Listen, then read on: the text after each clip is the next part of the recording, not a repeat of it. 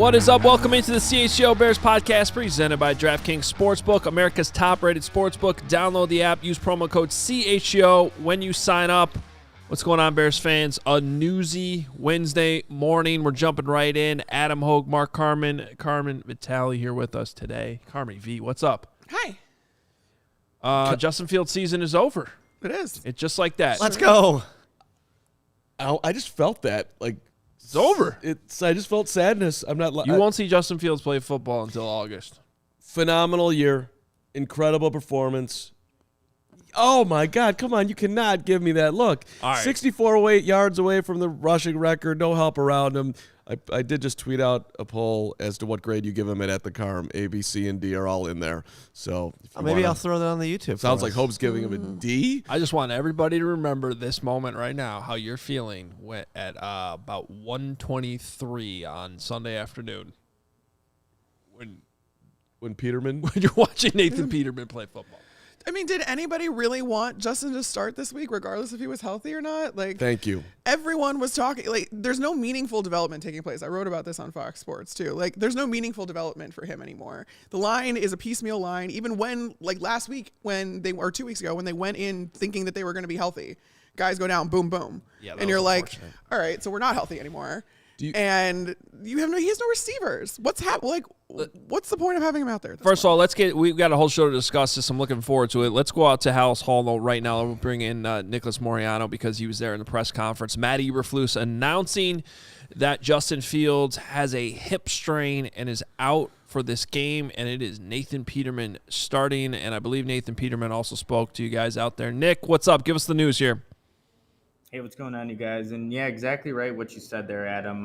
Eberflus pretty early on in this press conference kind of announced that Justin Fields' season has come to an end. An MRI showed on Monday that he did have a strain. He did say that it wasn't a long-term thing to be concerned about, but just can't go full speed.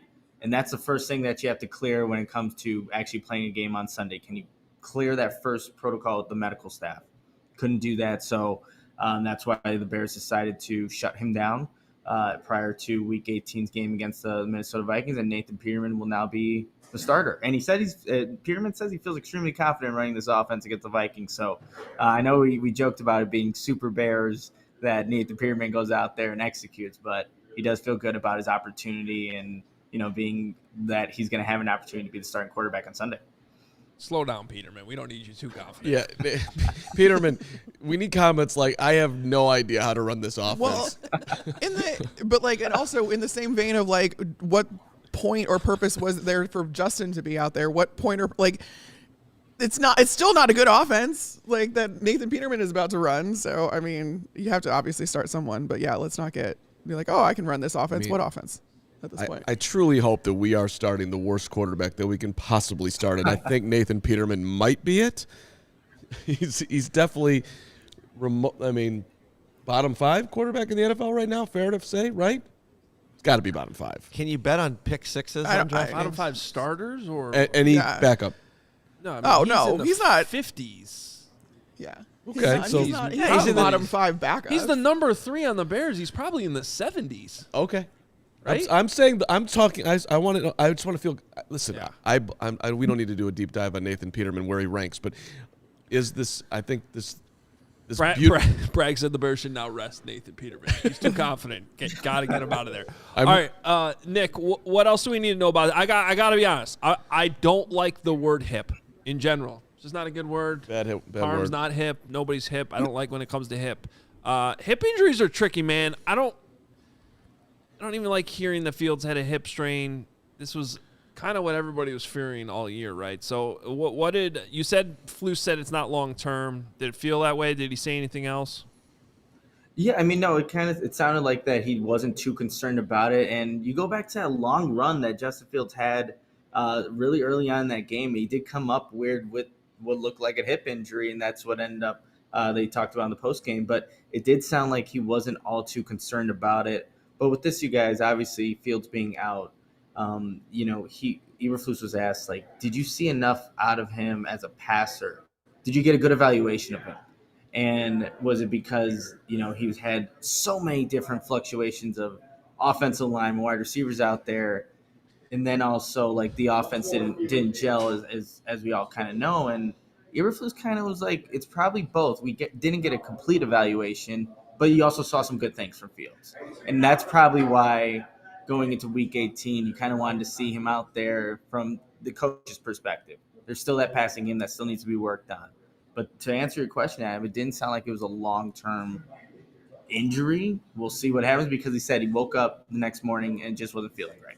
And he's not going to put a player out there that doesn't feel 100%, is not feeling well. So that's ultimately came the decision to not play him on Sunday. Nicholas Moreano live at Halas Hall. Man has beaten me 7 times in a row on the ping pong table. Ouch. It's painful. Nick, did anybody ask him, did he regret playing him after it was very obvious to literally everyone that he wasn't playing at 100%? No, he wasn't asked that, and to be completely honest, I doubt he would have said much if that question was asked, Mark. Right? Just because of who he is as a coach. Like, he does believe in these reps. He's talked about that a lot of times, where these game reps are very valuable to these players, especially still a young player like Justin Fields. So he didn't get that question asked, and I just have a feeling that he probably would have pushed back on it, even if he was. I would have liked to have heard that pushback. Maybe tomorrow. Yeah. I mean, what do you expect Matt Eberflus to say, though? But it is interesting that I don't know. I don't know what he would say. But it is interesting that Sunday he admitted they were having those conversations on the sideline. It was also evident to everybody involved that he was dealing with something. His hip was getting worked on in the middle of the game. We saw that on TV, so the trainers were aware of what was going on. I mean, look, fingers crossed that it's exactly what he says it is. Moderate to he'll be fine in a couple weeks injury. However, it's not a good look. I'm sorry. I don't like this chat in the comment bringing up Bo Jackson. Let's not put that out in the ether. Okay. Please. Okay, he didn't look anything like that, but we might have had a minute or a second of Bo Jackson conversation earlier, because Hoge's freaking out on the hip. And don't like that's what I'm saying. Well, I do wonder if Hip Hop Anonymous? and I don't know that Matt Eberflus would have said anything to this either, but I do wonder, like, if this wasn't a meaningless Week 18 game, would he play? I bet he Actually, would. so Matt actually got asked that question. This is like a playoff opportunity, like a playoff scenario. The answer is still the same. He wouldn't have played. That's what Eberflus was saying. Even if this was playoff implications and medical hurdle and all of that, he doesn't clear that. I don't know. That's a real injury. Yeah. That is not a fake injury. If he's telling the truth, look, they got to be careful here, right? Because What's your flusosophy? Huh? There's no incentive for Matt don't- Eberflus to say, yeah, he would play otherwise. Okay. There's no incentive for him to say that. You all might be smarter than me. Actually, you all are smarter than me. I will bequeath my smartness quotient to you guys. However, I do not. I didn't like that word either. I don't. Yeah, bequeath. did I. That's what you Okay. give someone something. yeah, I know. But it's, Okay. Everybody needs to calm down today. There's weird things actually in the last 24 hours. But okay, let me say it like this. that was definitely in reference to you mispronouncing CHGO. Yes, that was an under Lawrence Benedetto coming over the top on me on Slack to the whole company. No. But I'm not. I'm Team Lawrence. To the Bears channel, first of all, and second of all, The whole just company. not everyone's in our channel, bro. You don't know don't who's in feel where? so self-serving. There's like 25 members of that. Self-serving. Or like you're like thinking everyone's looking at That's that. no big deal. People who are in that channel don't even look at that channel. Okay, That's we're not too worried about that. Okay, hey, listen. And It that's is what a it shot is. at other people, by the way. Everybody, So I'm just going to continue the shot. Listen, everybody knows where my heart is. It's right in this damn seat, and it's right here. So I'm not worried about it. However, back to my philosophy point, I don't think the Flus is that calculated, man. I don't think he's thinking like, I can't say this because then then the NFL is gonna come after us. I think the Flus is like right down the middle. They just asked him in the press conference, are you considering playing any of the players that haven't played this year so you get a look at them, i.e. the practice squad guys, Jatari Carter, whoever. And he's like, yes, I'm considering. First they got to show it in practice. Okay, this isn't the freshman B baseball team. Like, it's just that's who he is. That's how he's right down the middle, man. Like, I don't think he's like, I really don't think he's thinking like, I can't say this, I can't say that because Roger Goodell is going to come after us. I think he's a very coachy. He's a coachy, Flusy, But Asifi. isn't that in itself calculated? Not Mind blown. okay. Now we're really in the weeds. Like, Wait, Nick, I want to know. Nick, I want to know if there's anybody else that he talked about as far as injury wise. Like, you had some injuries in this last game. Like, do we know how Jalen Johnson's doing? Any of that? Nobody else has really brought up. The only other thing, the big topic of discussion for today's press conference for me, Reflus, was Damar Hamlin, and that's actually how Matty Reflus kind of started off the press conference, and he actually had the team pastor say a prayer for Damar Hamlin and the team yesterday, and they also, like, a lot of questions were asked. Well, how are the players feeling about this? Have any expressed concern to not play this upcoming Sunday? And he said, no, that's not really the case, but he told his leaders of his football team to speak to the players, but, to make sure everything that the players are actually feeling is right, and just to make sure they're all in the right mental headspace. He wasn't really even too concerned about, like, the Bears are not practicing today. They're having a walkthrough practice. He's more concerned about the individuals, is how he kind of, came across today, making sure the individual is right. They'll get to the football stuff a little bit later, but he does understand their feelings, and if, he wants their feelings to be expressed. But that was really the other big topic of today that was expressed from Matty Reflus. I really hope they show him a lot in this walkthrough today.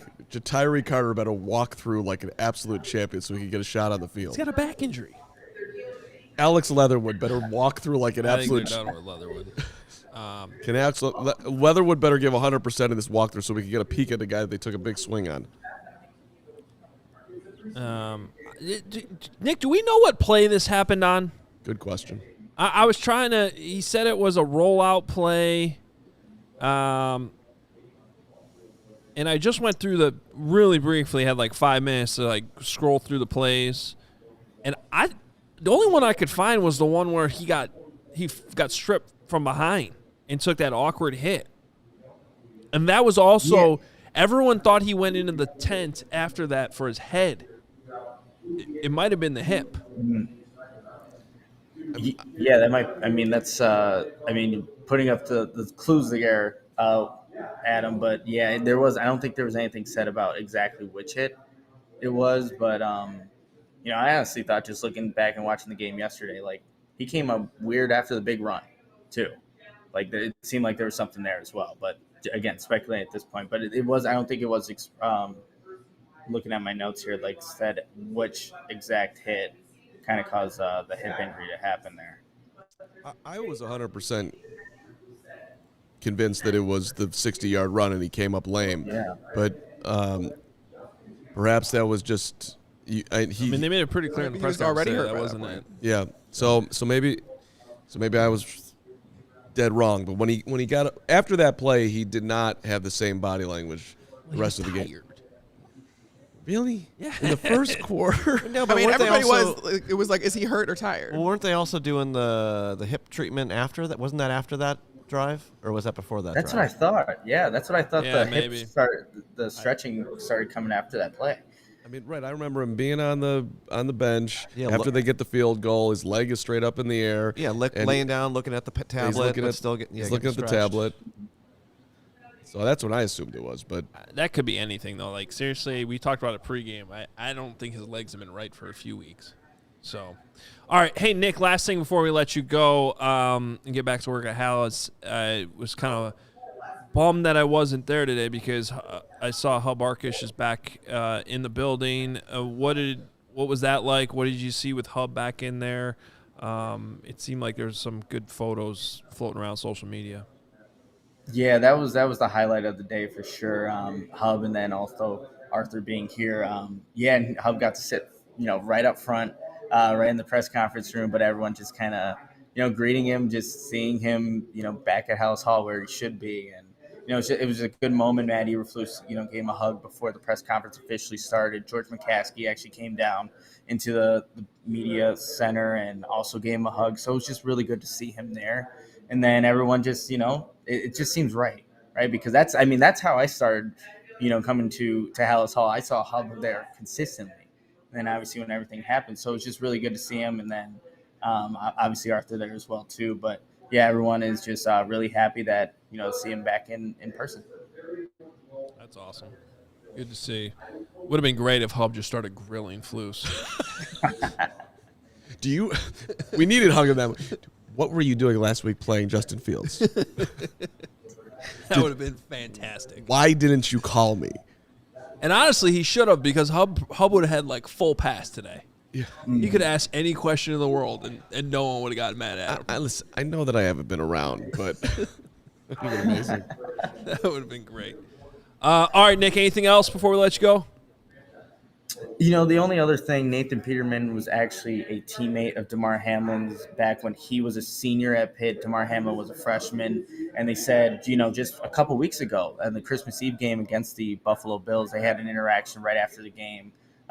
Peterman just said how proud of him he was just for, being in the NFL and doing what he's doing right now. But just a scary, obviously very scary situation what happened on Monday night, and obviously sending his prayers out to him. But that hits home to every single player in this Bears locker room, specifically Nathan Peterman. But, he's obviously just praying and hoping that everything turns out the best for him.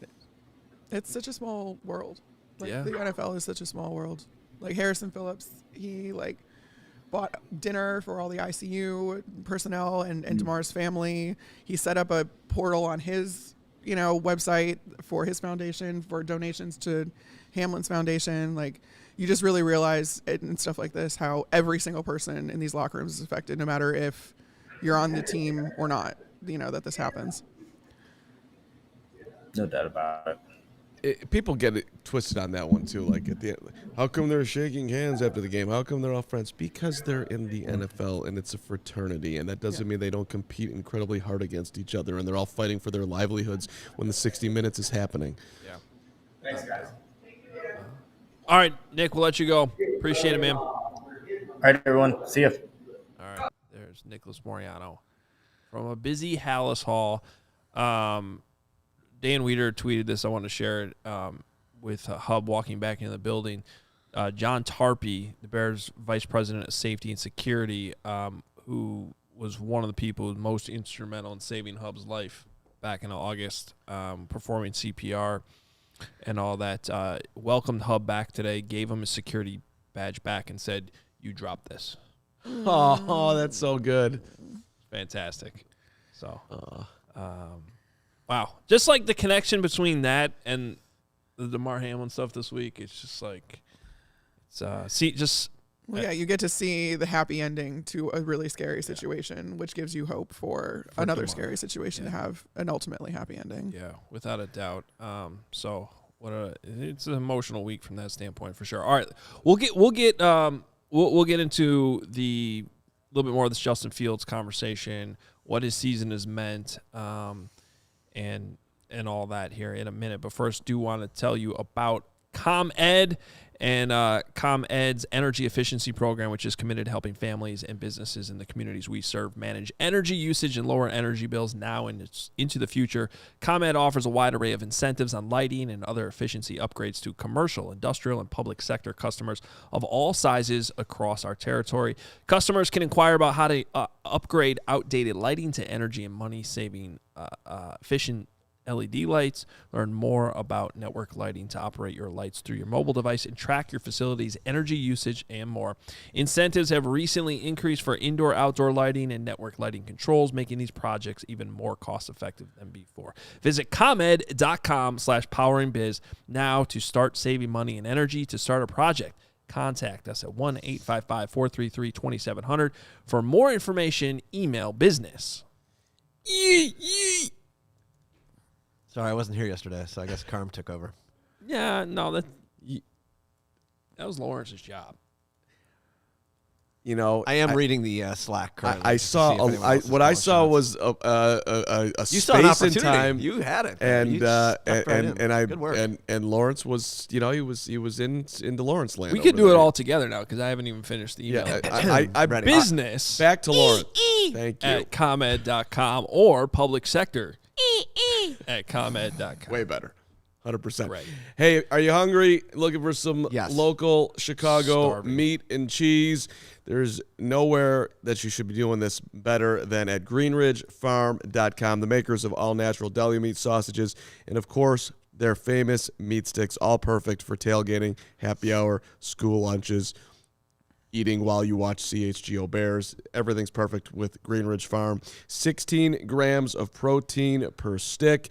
And right now, when you order any 3 meat products, or any 3, at greenridgefarm.com, and then you include a pack of those meat sticks in your cart, you get those meat sticks for free. You got to put in the code CHGO at checkout. Green Ridge Farm, simply natural meat. You can look for them, if you're not ordering online, in the refrigerated section. Costco, Sam's Club, your local Chicagoland grocery store. You will be incredibly happy when you dial up a Green Ridge Farm into your grocery cart. Yes. So good. So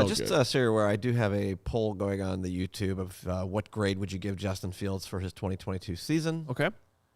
Currently, the letter B is the handily winning. Okay. 62%. If I was Steve Kornacki, I might call this race already. But please keep voting. Carm's poll is a little bit different on Twitter. I've got 117 votes. It's been out first 26 minutes. 39% is A, QB1 forever. B, run good, pass bad is 41%. 42% if you round up. C, can't read defense, 9.4%. D, incomplete, roster stinks, also 9%. Okay. Oh, I thought you said it was going to be A, B, C, D, but that's fine. Okay. A, B, C, D, E, F, G. I feel like people are being very. I mean, like Bears fans, they're being very. It's Bears Twitter. It's Bears Twitter. It's Bears Twitter for sure. Well, so let's address some of the stuff that's in the comments here today. First of all, someone asked earlier, now that his season is over, what is the grade I have for Justin Fields now? Good question. One caveat is at the end of the year, I always go back and rewatch everything, kind of adjust things.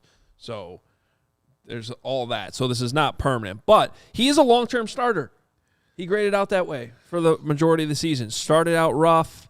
Didn't even get into the long-term starter category until week 5 against the Vikings. But from there, it was a really good stretch, right? Patriots, Cowboys, Dolphins, all good games. Lions the first time around, a little bit of a dip, but still good. Falcons, I mean, these were all good games. Honestly, it wasn't until last week against the Lions that he fell back below a starting range since the Giants game, since the Texans game back in week 3. So overall, really good season. Also seeing here, because I'm willing to say he needs to get better, apparently, and now I'm anti-Justin Fields. The people just don't want to hear the nuance of this conversation. Not at all. It's so honestly, it's frustrating. It's really frustrating. Yes, a couple weeks ago, I was saying he doesn't have enough help. He doesn't. I've been consistent on that all year. All of these things can be true. All of them can be true at the same time, yeah. And he needs to be better and get better in the passing game. He is. And I bet you if I were to go back and spend the time, which I might do at some point this offseason, and separate the passing grade from the rushing grade, I don't know that his passing grade would be – it probably wouldn't be in the long-term starter category. Right. Probably low-end starter, I would guess. Yeah. I mean, that's what? He has 17 passing touchdowns this year and in a 15-game slate. I mean, it's not good. And granted, yes, of course he doesn't have the people around him to throw to, but I just haven't seen anything out of him that makes me think that he was a starting caliber grade passer. He's been able to make things work with his legs, and that's fantastic. That's one piece of the quarterback puzzle. But a giant piece of this puzzle is yet to be determined, which is why I would go with the incomplete grade, because you haven't seen anything because of the people around him, because of, there's a first-time play caller that is in charge of this offense, and I think Luke Getsy's done a good job, but he's taken his lumps too. So I have a follow-up question, not to cut you off, but so you're going incomplete. Yeah. Which is probably what we would all agree his grade was last year. In a season where he really didn't get a chance to do anything and was probably failed by the organization. Yeah. So 2 years into having a first-round quarterback, it's still an incomplete grade? Incomplete? What does that say about the Bears, I guess? I was going to say that speaks to the organization as a whole, really. It speaks to an organization in a massive, and that is the right word, massive rebuild. Yeah. And look, if we're just going to go by the numbers, I think we can all say, I test Justin Fields this year, I have no problem with anybody who gives him an A, because the guy, he's playing with nothing, he's made incredible plays time and time again, and I'm one that when you do see him in the passing game, at least at times, it looks like, okay, he's going to be able to do this once he gets actual weapons and an offensive line in front of him, and he's going to be able to settle in. I understand your skepticism that until he does it. Until he does it. Until he does it, he doesn't get that grade. I got it. But, like, I think we can all feel comfortable in who the Bears' quarterback is. I'm not going into this offseason thinking that, the quarterback may or may not be. I think he absolutely is. This is the hole that the Bears have dug themselves into. They don't. Right. They have to have patience. They have absolutely no choice at this point because you've changed everything around Justin Fields this second season. So he's had to deal with two very different situations in 2 seasons. So now you have to be patient, and you had to have started from square one this season and basically not take into account what happened in his first season. And that, I mean, it takes a while in that regard, but we're jumping through some hoops, doing some quarterback gymnastics here. But like, if you and Hoge's got some trade philosophies that I'm going to wait until we get into that to really go down this Justin Fields road. But just the numbers, period numbers. How many games off the top of your head? Maybe you know this. How many times has he passed for over 200 yards this year? One. I can tell you right now. Is it 1 or 2? One is incorrect. Damn it, it's 2. Two is correct. I got it in front of me here. 2 is correct. How many times has he passed for over 250 yards? Once. One. Do you remember the game? Green Bay. Green Bay is correct. Very good. How many times has he passed for over 255 yards? Never. Not one game over 255. I mean, we're not even close really to 300. No. That ain't great. That's what I'm saying. 17 passing touchdowns? I think he was, he accounted for 25 17 passing total? touchdowns, 11 interceptions. Yeah. Well, and here's always like a kind of tricky way of doing this. Yes, it is the supporting cast too. Yes, he doesn't have. Right, yes, balls are being dropped left and right, and he's getting hit, and he doesn't have the protection.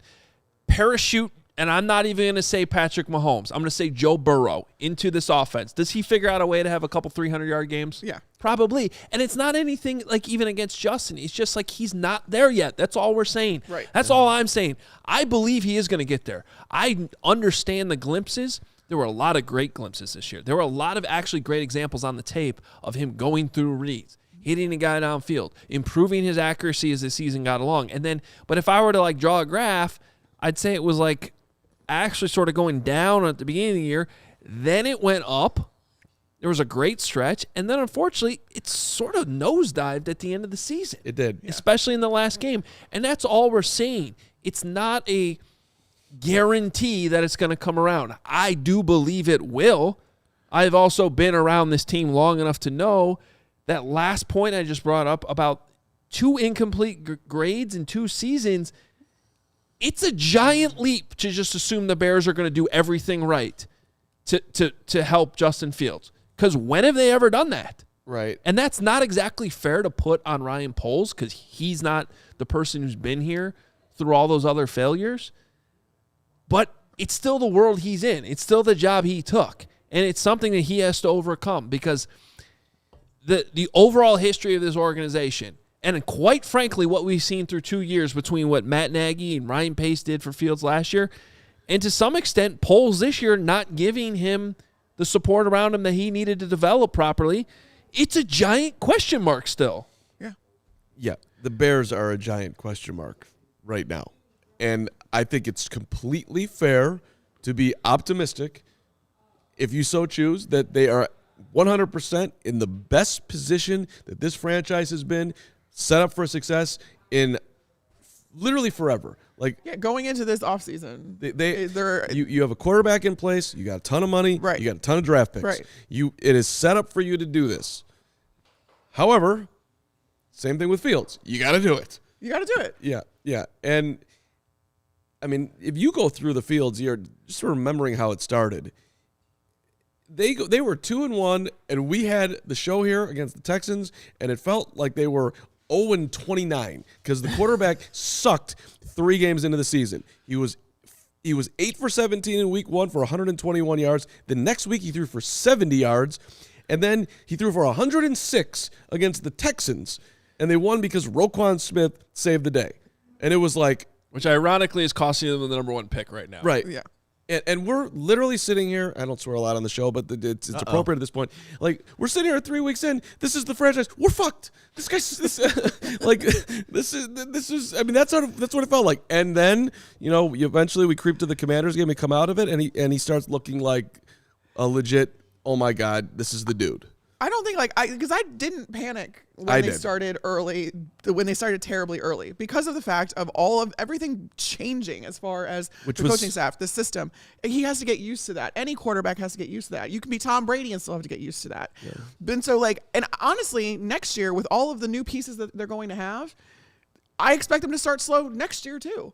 Like I keep saying that I feel like maybe it's like a Lions type season from this year going into next year for the Bears.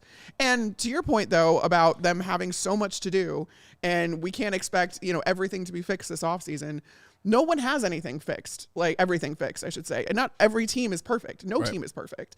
So you're going to go into next year with enough of a head start and enough of a jump that you should see actual tangible results, not just improvement and not taking moral victories, but you should. After a slow start next season, I wouldn't be surprised if the Bears sneak into a wild card spot if this team is what we think it is. Right, they could be like where the Lions are right now, going into Week 18 with a chance. Right, playing meaningful football in December, January is what I think you can reasonably expect from this team if they do everything that they're supposed to. And that doesn't mean that they're going to be perfect, and that doesn't mean they're going to plug every hole. But let me just go on record and say I really would appreciate that they don't start 1-6. I'm not sure that I would handle that particularly well. I really think that that's very conceivable. Depending on the schedule. With all of the people around them. Yeah. Yeah. Well, and also it's which is why this offseason is going to be so interesting. How aggressive is is Poles going to be? And it's not a great free agency class. Like who even if it is, it's fool's gold. Yeah. Always.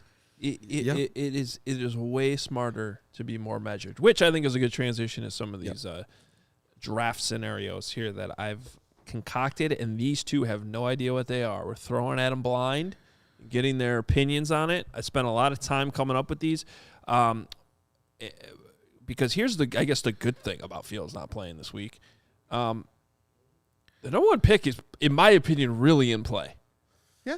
Because congratulations to Lawrence Benedetto and anybody else who was smart enough to jump on let's go. The early line this week of Vikings -1. Yes. Because good job. That never made sense to me. I didn't understand it, but now we're here on Wednesday, and it sure seems like the Vikings are looking to play in their starters, right? Well, isn't that what they said yesterday? Yeah, I mean they are, but they're just also very hurt already. Yeah. So they're not. Their line is completely decimated at this point in front of Kirk Cousins. Is it as bad as the Bears' offensive line? It's worse at this point. What? Wow. They're on their third string center, and they have Austin Schlottman who was their backup to Garrett Bradbury, who isn't expected to be back before the playoffs. Can the Bears' defensive line get to the quarterback against the You should. Literally, I should be able to get to the quarterback. I should be able to get to Kirk Cousins at this point behind a line that has not played together. They're playing a bunch of backups across a lot of positions. Carmen, are you telling me I should be concerned that the Nathan Peterman-led Chicago Bears are going to beat a playoff-bound Vikings team in Week 18? I don't know. I don't know about that. But if they can get pressure up front, they should be able to, then yeah. Did not shoot it down. Straight tear. As Brandon says, the third string center would probably be a solid starter on our line. There's a sad, sick part of me that would be kind of excited about doing the post-game show Sunday if Nathan Peterman went out and just... There's literally no part of me that feels that way. I promise Mainly just because dealing with you and Braggs, it would kind of be fun. And then the rest of the offseason, it would suck, realizing what had happened, but it would be kind of fun. Joy in the moment. I don't think that's going to happen. Same thing as last week. You guys want to talk yourselves into a Bears victory? Go ahead. I'm not doing that. I've seen this team play. Carmen was convinced the Bears were beating the Lions last week. Look at that turn of the head and just, you did not. I did. You know why I did? Because I'm an idiot. All right, so number one picks in play because the Colts are so bad and reeling that there's a scenario in which the Texans win this game on Sunday, and they're going to be simultaneous, so it's going to be kind of fun to watch these. So I got some draft scenarios here. Everyone's talking about trading back. So what I wanted to do, though, was find some realistic trades, and then I think at the end there's one that is sort of throwing something big out there that's more fun. But I went back and looked at past trades that have actually happened in terms of value, because everyone throws out these pie-in-the-sky ideas, and they don't always make sense. There's a couple for if the Bears have the 1 pick and a couple for if the Bears have the number 2 pick. So let's get to scenario number 1 here, which involves the Las Vegas Raiders. So in this situation, the Bears would have the number 2. I thought that'd be nice. Wow. Don't mess with CHGO production value, damn it. Look, we could do a lot of things over here. This is great. Okay. So, the Raiders would trade up for the number 2 overall pick, and the Bears would also have to throw in a conditional future later round pick. But the Bears would move back to number 8. They would get an extra 3rd and 4th round pick this year, and a 1st round pick next year, and a 2nd round pick the year after that. I love it. That's the greatest trade in Bears history. I'd So- do that in 5 seconds. Yeah. What this trade is the Philadelphia Eagles trading up for Carson Wentz back in 2016. So that's a trade that actually happened. That was a trade that those happened. those are the parameters of the trade that actually happened. Yeah, you can go off the Jimmy Johnson value See- chart as much as you want, but when it comes to those top picks, Yeah. There's elite people who cover football, and you're one of those people. And then there's and then Let me just look right past you. That's a solid job right there. That's a gold star. That's an that's elite. What are you talking about? I'm saying that I really love that. That's an extra vacation day if I move myself into upper management for a second. Really well done there. Like it. Okay. But one thing I wanted to point out there is even that scenario, it's great getting a future 1st and a future 2nd. That future 2nd's not coming for 2 years. And you're actually only adding a 3rd and 4th this year. It's not like you're adding. Yeah, but I just feel like there's assumption that they're going to get You're dropping 6 slots and you're getting 2 more picks this year, and you got a number, and you're getting a 1st round draft pick next year. Yes. Yeah. Well, and 3rd and 4th round picks can conceivably be starters. Yeah. So Hey, you might get Velus Jones. that was unnecessary. That was I unnecessary. love Velus. That's So what everybody's turned in late on this game. trade. I am, yeah. 100%. Let's say you get Peter Skoronski then with that 8th pick. I'm thrilled. Yeah, Absolutely I am too. Thrilled. I'm in. That's the thing too, is you have so many needs that you can take the best player available, and he's going to help your team a lot. So you don't have to be picky here. You don't have to go after, Will Anderson, Jalen Carter, and those guys. I love the Northwestern Wildcats, and I think Peter Skoronski is going to be an excellent NFL player. I do not want them taking a tackle, an offensive lineman at that spot. Why? No, because I want a defensive lineman. I want a line. I want somebody who can get to the quarterback, or I want somebody who can catch the football. You can get those guys later on. You You can can get them in the 2nd round, with one of those extra 3rd round I mean, picks. if you're telling me Do that not Peter just spend 30 minutes of the show complaining about the quarterback getting hurt, and you don't want them to draft a cornerstone left tackle. Yeah. I no, I don't. What? All right. Maybe it's because I've watched Northwestern quarterbacks get killed all season long, and maybe he's just out there on an island by himself. It's not him. It's definitely not him. It's not him, dude. He came out He weak. can't single-handedly protect the quarterback. Dude walked off the field at Maine South, walked on the field at Ryan Field, and dominated right away as a freshman. All right. That's all fine and dandy. I would rather, me personally, not moving off this one. I would rather bet on Braxton Jones spending the offseason in the weight room, getting stronger, and get me someone who can touch a quarterback. I haven't seen a Bear touch a quarterback until we saw one last week since week 2. You cannot win that way. It is a much greater need. Don't worry, we got some other options here. By the way, I see people pointing out in the comments, and I 100% agree with you. Pick values change every year. Yeah. If there's a bidding war for one of these quarterbacks, just quarterbacks alone, pick values change year to year. Yes, Like depending on the class, depending on There's also, by the way, there hasn't been a number one overall pick trade since 2016. Like it doesn't happen a lot. I almost don't want the number one pick because I feel like most teams have a sense of obligation to take someone with that first pick rather than trade out of it. Sure. And that teams, you have to give up way too much to get to the number one overall pick rather than, I would almost rather get the second. Come on. I think it totally depends by year. But is there really that much of a difference when you're talking about quarterbacks being in I think play? this year there is a difference. This year there is. I You think want there- the one pick. Come on. You don't want the 2 over the 1. You want the 1. I'm very much team trade down. So that's so you want the 1. I just don't think that. I think people are more likely to move up into the second spot than they are in the first spot. Why? Because you have to give up too much. You have to give up entirely too much to get the number one overall pick from another team. Oh.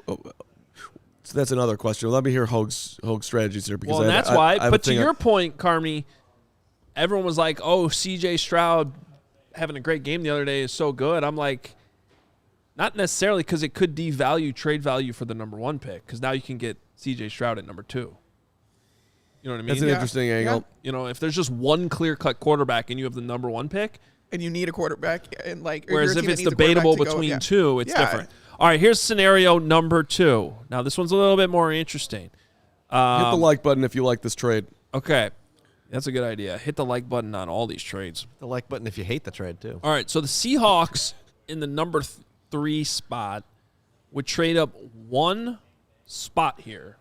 Okay, there is a caveat though that that is not on the board here. Is this the Trubisky deal? It is the Trubisky deal. Yeah. This is what the Bears I was going to say this is what the did Bears did. to move up 1 spot, which obviously anybody looking at this would be like, why wouldn't they do this? Or why would the Bears turn this down? Obviously you do this deal. Yeah. Why would the Seahawks do it? Right. Well, here's the caveat.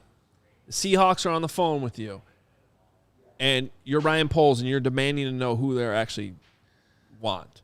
Everyone's going to assume it's a quarterback, but they actually tell you it's for Jalen Carter. They're fine with Geno Smith. Why would the Seahawks do this? They love Jalen Carter so much. They want him. They know the Bears are going to take him. And a quarterback went number 1? Yeah, quarterback went 1. They want Jalen Carter. They think the Bears are taking Jalen Carter. They say so essentially they're trading all this for Jalen Carter. The Bears are giving up Jalen Carter. All right, Do so you do still that make and that then deal? take Will Anderson. Well, that's the thing. It all depends on what You need both. And that would satisfy your need for a pass rusher. You're not going to have a scenario for me that involves the Bears trading down that you get significant value where I would say no. And in this particular scenario, I haven't evaluated it up. If you think Jalen Carter is the next stud Hall of Fame, going to be there, no doubt Canton bound, then you can't make that trade. But outside of that, and that's you have to be so. I would say you can't be that sure. Right, which there's no way you can. How can you ever be that sure that that's really what it is? Right. No, you absolutely take that to move down 1 spot, and then you still get a benchmark player. Right. Or you swing that third pick for the guy who wants a quarterback. Yeah, trade the 3 pick then. Then trade that you too. Could do that. You could do that. So exactly right, Brock. Yeah. All right, number 3, scenario number 3. Now Sup, this is Enrique? a little bit trickier, because it's an interdivisional trade with the Detroit Lions. So the Lions receive the number 1 overall pick. Oh, so the Bears now have. The Bears have the number 1 pick in this scenario. The Lions received the number 1 overall pick, and also the pick the Bears acquired for our Robert Quinn, the Eagles pick in the 4th round this year. Bears move back to 7, but they also get the 18th pick. So this is actually one I made up. This is not. Okay. I was going to say, I was trying to see if this was. So the next one is a real one that's happened in the past. This is a different one. Based on the fact that the Lions have 2 first-round picks this year. And I did look at charts to make sure that this evened out as much as I possibly could. So it is hypothetical, but I think it's somewhat realistic. Bears get 2 first-round picks this year. but move back out of the number one. And what you got to keep in mind, too, is now you're giving the Lions in your own division one of these quarterbacks. So that makes things more difficult for you, and then you add a third-round pick next year and a second-round pick the year after that. Can we get that second rounder next year, please? Can I get that done? We'll tweak this one around. I had to look at this is where the trade values. I had to go off, do some calculations because the Lions do have 2 second-round picks this year. Yeah, and I looked at that, but it wasn't equal that way because you're getting another first-rounder back this year. Okay, you're getting 2 first-round picks out of this. Who came up with that whole valuation thing again? Well, the original chart is Jimmy Johnson. Jimmy Johnson, yeah. right? Okay. I'm in. Let's go. My It's first my thought, least enthusiastic about this one. my first thought was that I was in, but then thinking about it more, and then you give the Lions a quarterback. But that being said, there's nothing to say that they wouldn't acquire a quarterback in another way. Mm-hmm.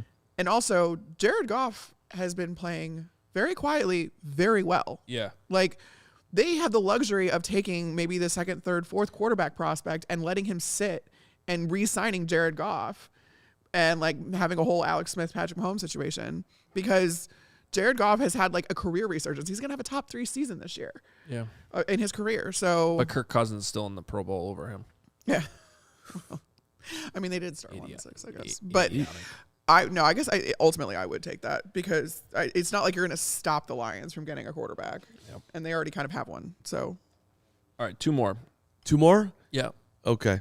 Scenario number 4. This was the one that actually did happen. This is also involving the Lions. Now, I tweaked this a little bit because, by the way, the Lions pick is in flux this weekend, and it could be anywhere, I think, 14 if they make the playoffs during the playoffs. So, let's say they end up at number 15, to make this match up with a realistic trade that happened in the past. Bears have the number 1 overall pick in this scenario, okay?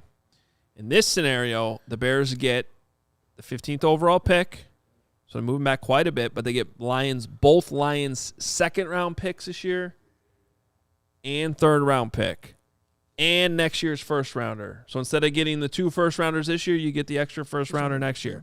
This is the Jared Goff trade. mm-hmm.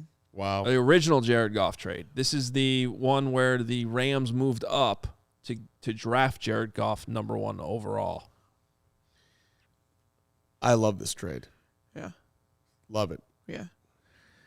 Yeah, you're that again, second round, I feel like we get so caught up with first round picks and the valuations of first round picks off the charts, bona fide starter, whatever. You get bona fide starters in the second round. Yeah. So you're going to talk about you got your picks. Yeah, so you would have 3 second rounders. 3 second round picks. Yeah. You're hitting on a wide receiver in one of those. Yeah. And maybe you're swinging 3 times. And you're getting you have so many holes to fill. So you can get really quality players to fill all of those holes if you have all of this capital. Yep. All right, we need to leave some time for the pay last one because it's going to make Carm's head explode. No. I'm But excited. first, let's knock out our last break before we get there. DraftKings Sportsbook, an official sports betting partner of the NFL, is our go-to in betting on the NFL this holiday season. Right now, new customers can bet just $5 on any NFL team to win their game and get $150 in free bets if they do. Check this out right now. Everyone can earn up to a 100% boost with DraftKings stepped-up same-game parlays. Go to the DraftKings Sportsbook app, place the same-game parlay, combine multiple bets like which team will win, player props, point totals, and more. The more legs you add, the bigger the boost, the bigger your shot to win big. Download the DraftKings Sportsbook app now. Use code CHGO. Place a $5 bet on any NFL team to win their game and get $150 in free bets if they do. Only at DraftKings Sportsbook with code CHGO. Minimum age and eligibility restrictions apply. See show notes for details. And if you're looking for tickets, you know where to go. That would be Game Time Tickets. In town tonight, the red-hot Brooklyn Nets. Go see a little KD. That's an expensive seat tonight. Cheapest one to get in right now is $124 for upper corner for Bulls and Nets. A lot of other action going on tonight, including little Northwestern Wildcat Illinois basketball for you college bucket fans. That cheapest ticket is also not super cheap, $74 to get in to NU Illinois tonight, which should be a great game, by the way. The Cats are a 1.5 point favorite. Download the Game Time ticket app. There you see the United Center. You can see, look at how they just show you exactly where the seat is, show you the prices. It's the easiest way going. I absolutely love it. And it's not just for the United Center. It's for shows. It's for concerts.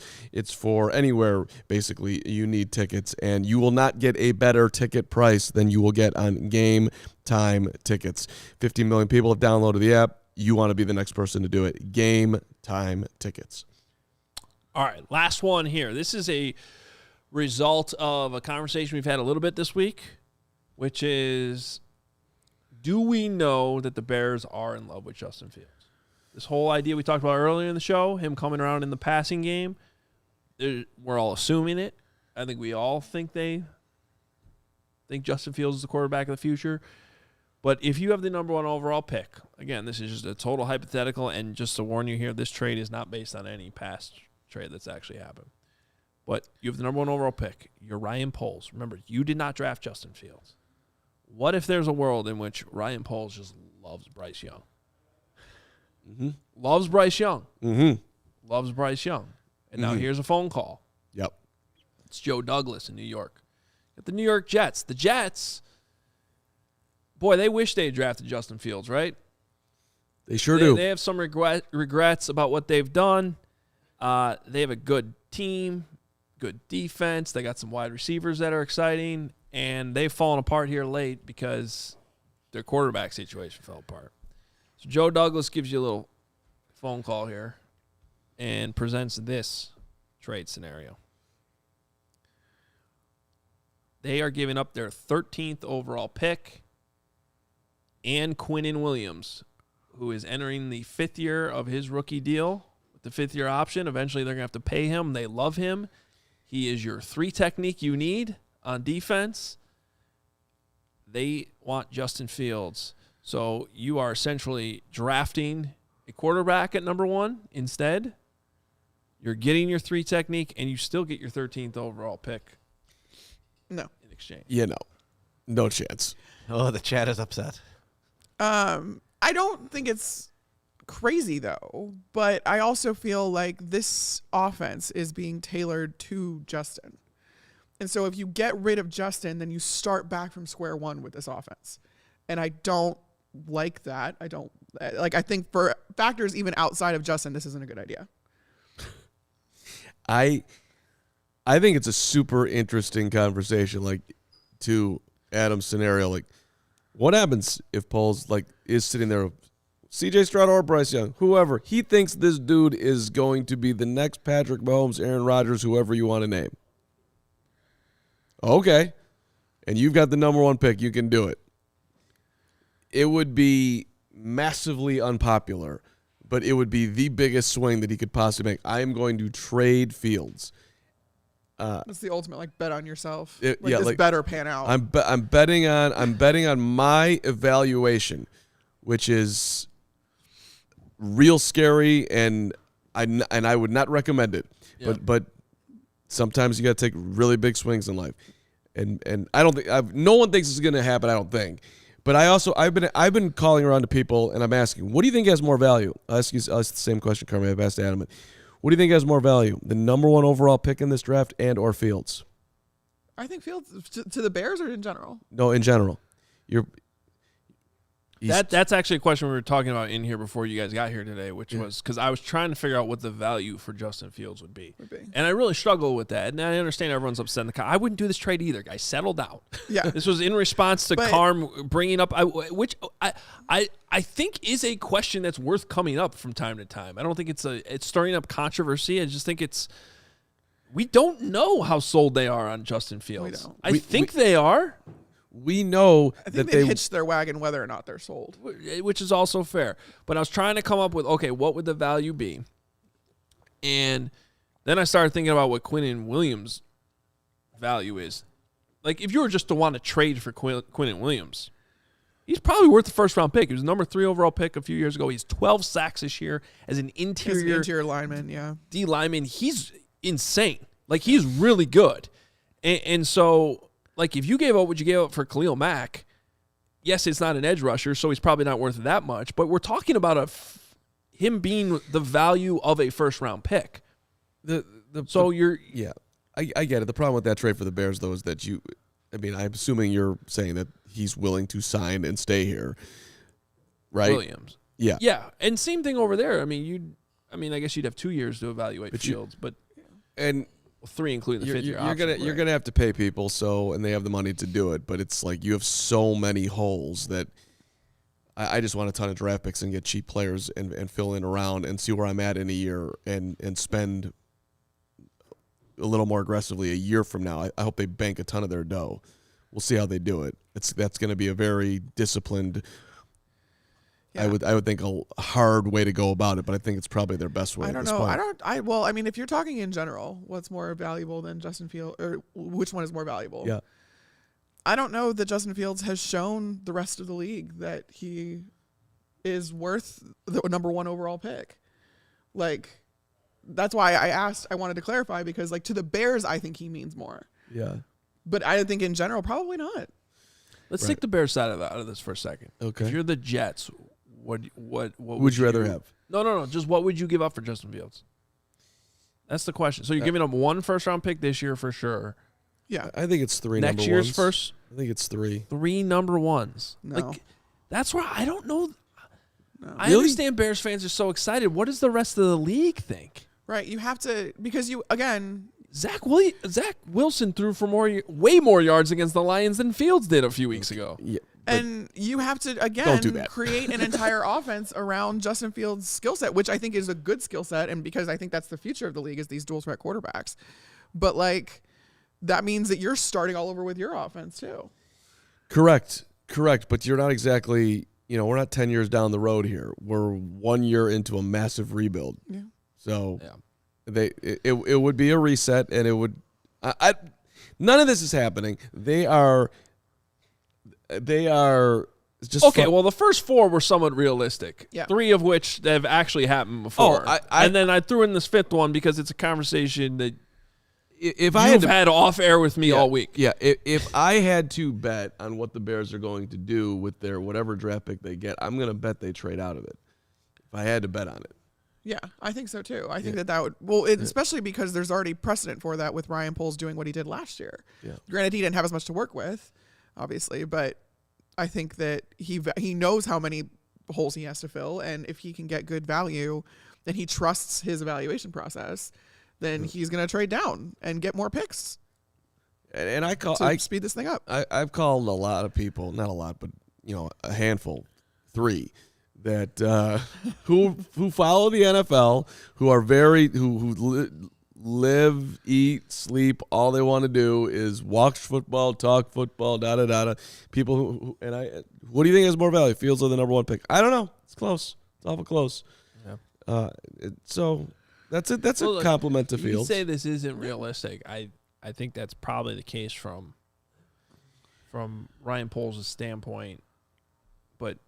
If you're Joe Douglas, like these conversations happen all the time in the offseason.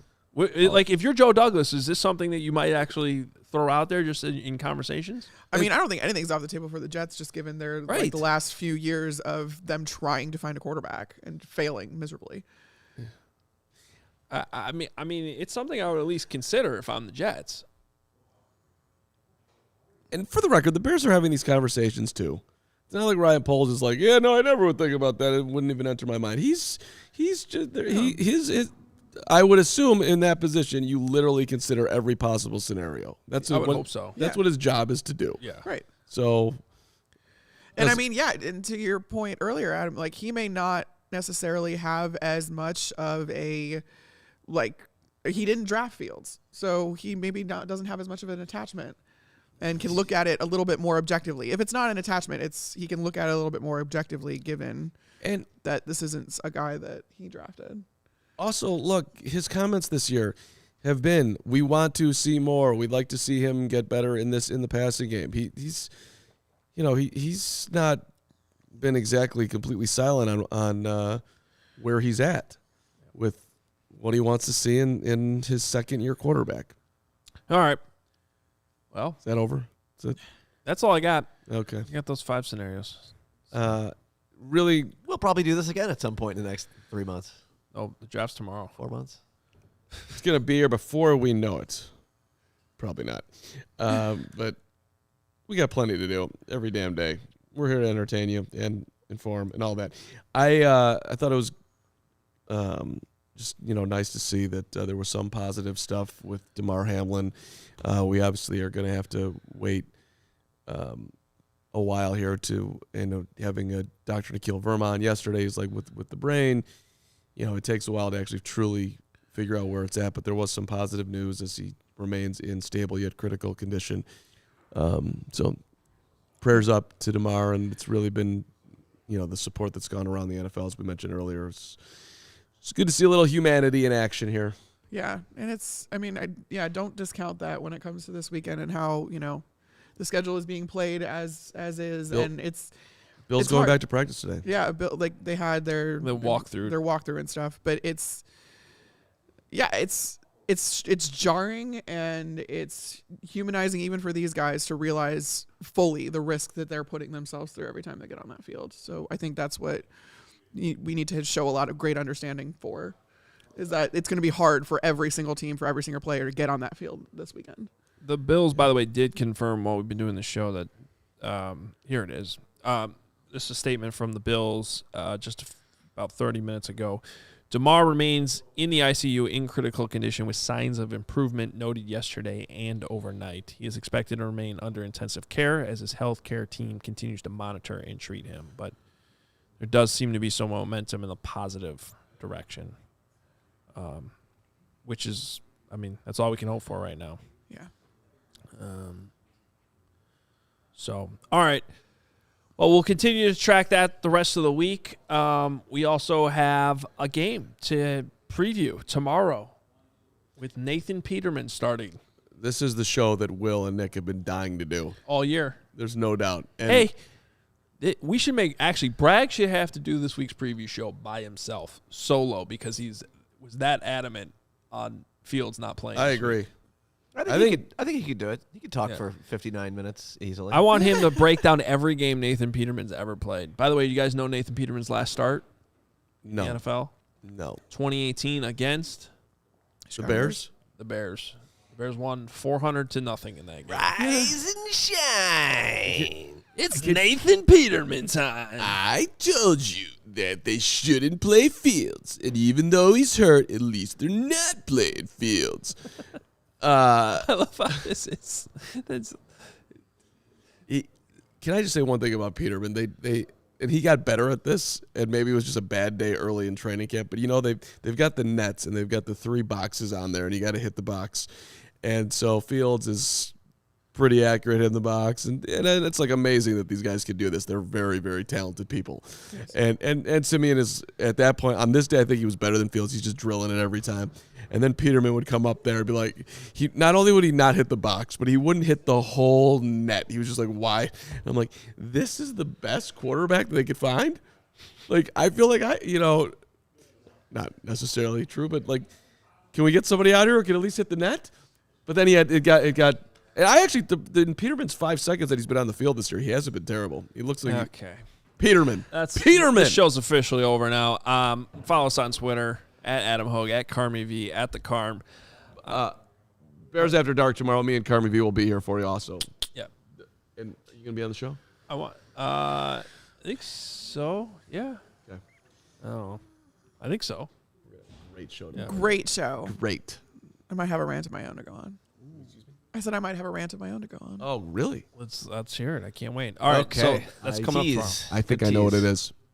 All right. CHGO, allchgo.com. My newsletter, you can read that. Came out this morning for all our diehards. Become a diehard at allchgo.com/diehard and check out the CHGO locker for all of our merch, which we're rocking today. All right. Talk to you guys tomorrow, noon. Bears Vikings preview show. Great chat today.